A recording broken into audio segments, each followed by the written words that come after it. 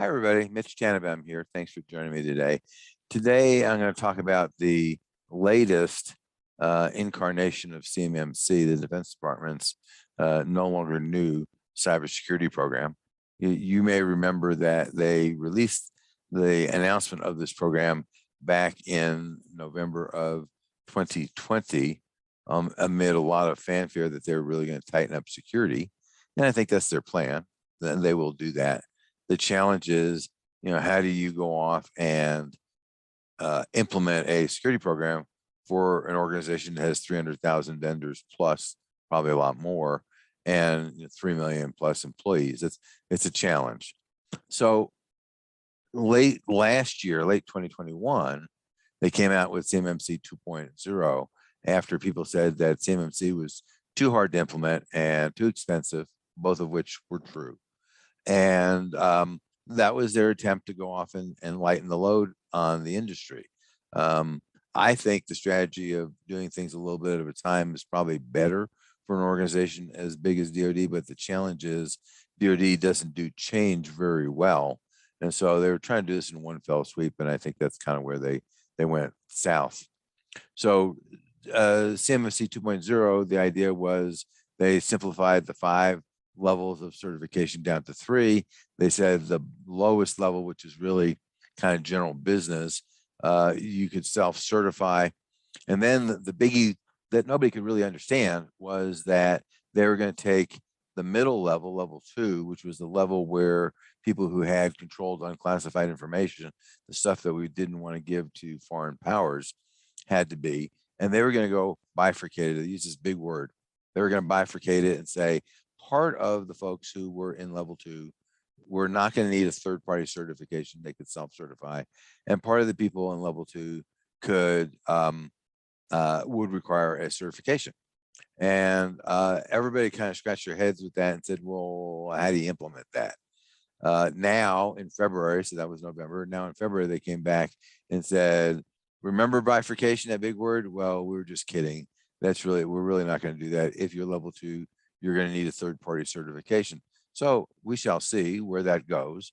But I think the reality is they came to the conclusion that it was too difficult to figure out how to bifurcate level 2 in a way that wouldn't put them up for 1 million lawsuits, because I can easily see that any contractor that wound up on the wrong side of that, whatever the wrong side of that was, would say, you treated me unfairly, or this is not accurate, or you need to go fix this.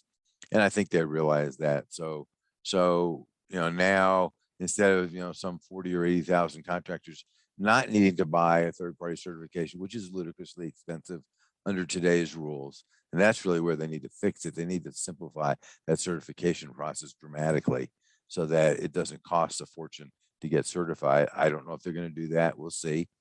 But that's the challenge.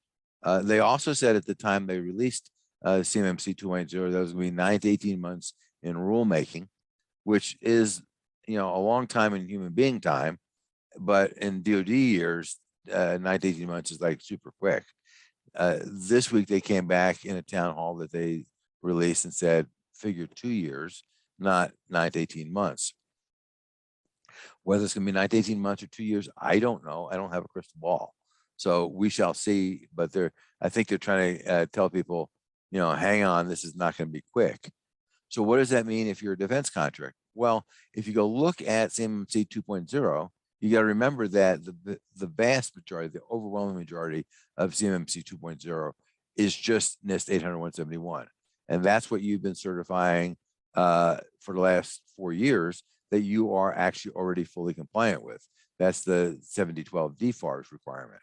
And now in late 2019, they released a requirement that you go off and post your score to their system called SPRS, the Supplier Risk Performance System. And what we've discovered is not everybody had a score of 100%.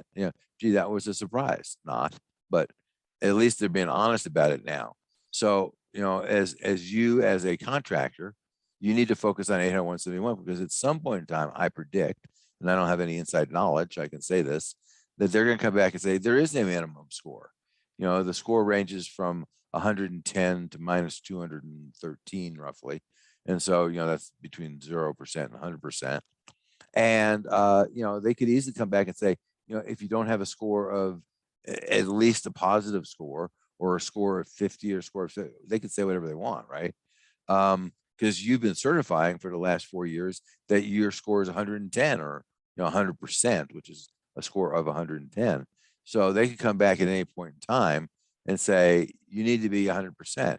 That's really what you need to focus on, and that's really not a whole lot different than CMMC 2.0, other than the level of documentation that CMMC 2.0 is going to require. But short of that, if you work on doing what you supposedly were already doing, then you'll be in pretty good shape in terms of getting ready for CMMC 2.0 whenever it comes out.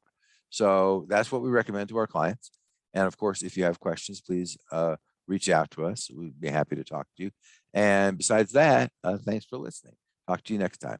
Turnkey Cybersecurity and Privacy Solutions offers the complete cybersecurity program for small to medium-sized